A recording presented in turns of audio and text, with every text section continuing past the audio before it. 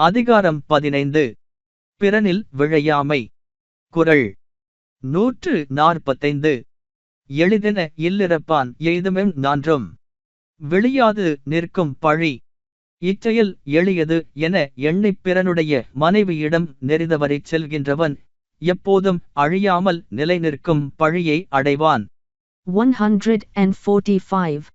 Mere trifle, saying thus, invades the home, so he ensures a gain of guilt that deathless eye endures.